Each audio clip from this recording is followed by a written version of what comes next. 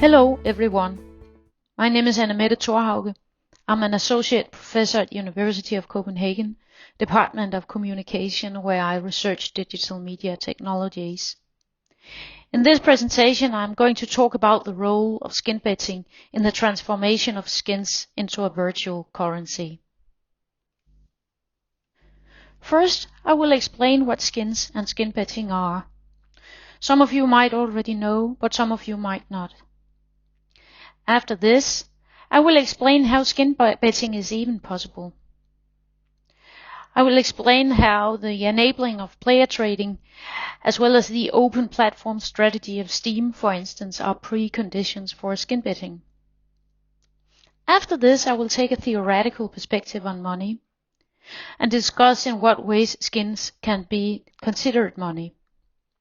And then, finally, I will discuss whether this can all explain Steam's current role in the creation of skin betting. So, firstly, what are skins?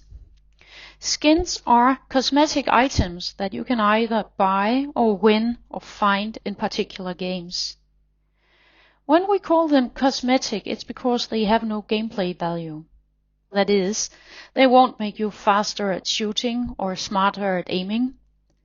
Yet, a lot of affection value or status value might be attached to these skins, so that, for instance, owning a particular skin might give you a lot of status in a group of peers. What is skin betting then? Skin betting is simple casino games such as jackpot or coin flip. In some cases it might also be about esport betting. In any case, what makes it skin betting is basically that you can use your skins as tokens, meaning that if you don't have access to or the will to use euro or dollars, you might use your skins instead. And this is possible, obviously, in systems where skins gain some sort of monetary value, as I will get back to. So how is skin betting possible? And what is the role of the platform?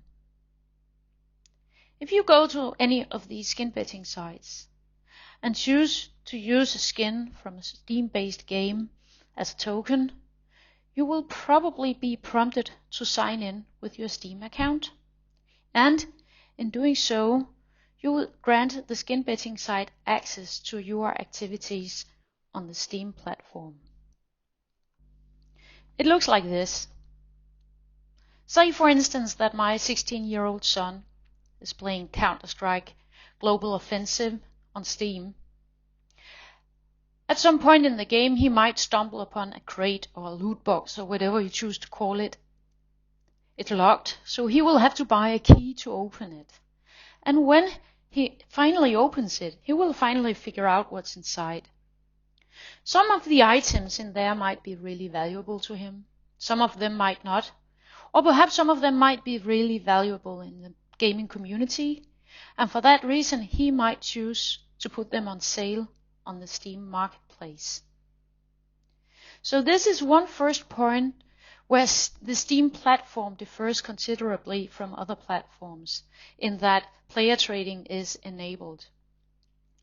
Technically, this could be labeled a secondary market strategy, where players are able to resell items that they have earned or bought in different games on the platform. However, the Steam marketplace is not just open to players. By way of the Steam API, third-party developers operating on third-party sites can gain access to the marketplace as well, and can actually also perform transactions between players in this marketplace. This can lead to relatively innocent services such as third-party skin trading, but of course skin betting is another possible consequence of this. So basically the question is, why is it that Steam has an interest in making skin trading possible? Why is it that Steam has an interest in making skin betting possible? This is what I am going to discuss. In order to discuss this, we need to have a better understanding of money. Ingham, in his book on the nature of money, points out that classic economy has taken surprisingly little interest in money as a theoretical concept. However, he cites Schumpeter, who points out that there are only two theories of money which deserve the name: the commodity theory and the claim theory. According to the commodity theory, money is just another kind of commodity. It might be a bit more liquid or a bit more interchangeable as compared to lumber or potatoes, but still is just a commodity in a general barter economy. In contrast to this, the claim theory deals with a much more abstract notion of money. From this theoretical perspective, money consists in claims and in credits, and it's from this perspective of money that modern market exchange is even possible, and that the whole notion of capitalist credit money can exist, according to Ingham. Ingham points out that these theories are insufficient in order to understand how money works in society today. But still, I would like to stay a bit with the notion of commodity money as a possible perspective on skins and the exchange of skins. Ingham also points out that the theoretical underdevelopment of money in classic economy has diverted our attention of the production money as a specific locus of power in society. It's not just about the power to own money, but the power to produce money. And traditionally, in our societies, it has been the state and the banking system that have this power. With the emergence of cryptocurrencies, such as bitcoins, this has changed. Bitcoin and other cryptocurrencies are based on a so-called blockchain system, which is basically just a distributed ledger, meaning that whenever a transaction takes place, a large group of accountants will document and write down this transaction so that it becomes irreversible. And in this way, the blockchain can replace the authority of state and the banking system in the production of money. This has led to a utopian ideal related to Bitcoin about money without power. The idea that Bitcoin can take away state power and the banking system power and give us clean money, but as Dodd rightly points out, this is not really true. Rather, this power has now been transferred to the code, and more specifically to the one who controls the code. Are skins a cryptocurrency? Not really. It is not a cryptocurrency because it is not based on a blockchain system. It is rather based on the vivid trading in a community of very trustful gamers who believe this commodity and for this reason agree to use it as some kind of money. Or, that is, in the context of the community market, skins are basically just a commodity. They might be sold among other items that can be obtained on the Steam platforms, and in that way they are not money yet. However, at that special moment where you choose to use your skin as a token on a skin betting game, then you might turn your skin as commodity into skin as commodity money.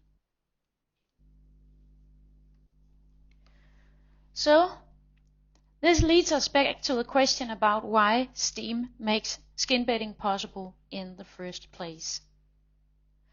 This can be considered an externality, that is, an unfortunate consequence of Steam's secondary market strategy.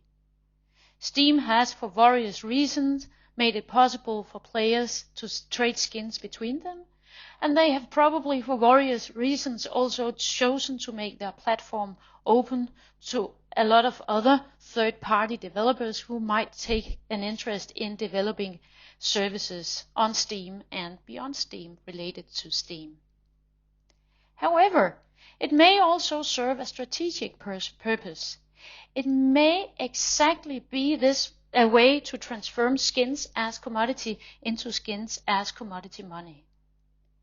At the moment where you are not just trading skins anymore, but where you are actually using them as money, it becomes money, at least in the commodity money sense of the term.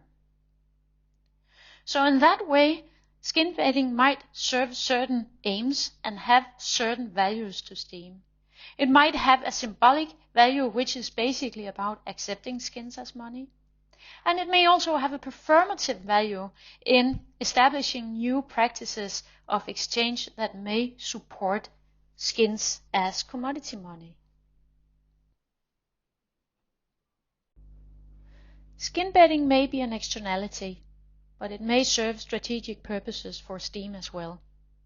Even though Steam does not control a blockchain system, the Steam platform is the home of vivid gamer communities who are willing to trade skins for money, and who are also willing, in some cases, to accept skins as a form of payment.